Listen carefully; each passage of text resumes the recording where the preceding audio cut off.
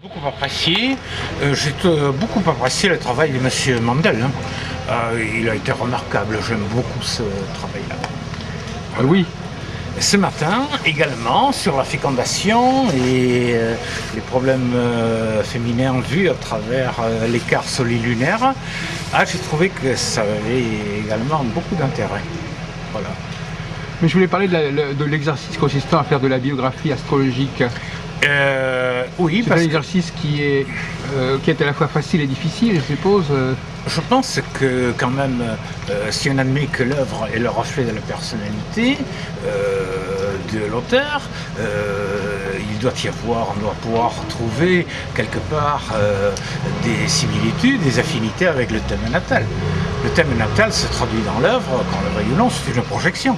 Une œuvre, qu'elle soit picturale ou littéraire, n'est jamais qu'une projection de la personnalité de l'auteur. Donc vous croyez beaucoup à l'idée de...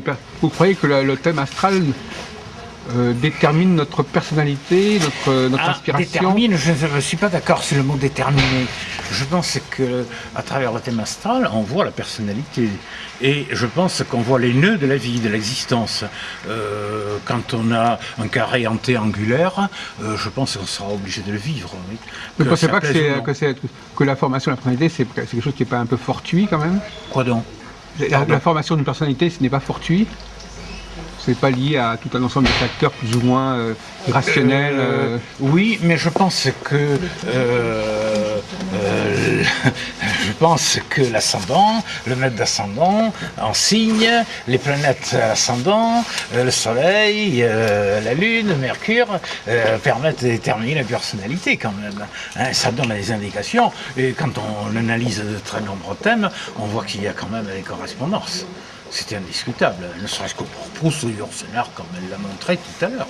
Voilà. Oui. Alors je pense, je ne sais pas, il y a peut-être des aspects de la personnalité que l'on ne voit pas à travers un thème, mais il faudrait vivre dans l'intimité de la personne pour connaître ce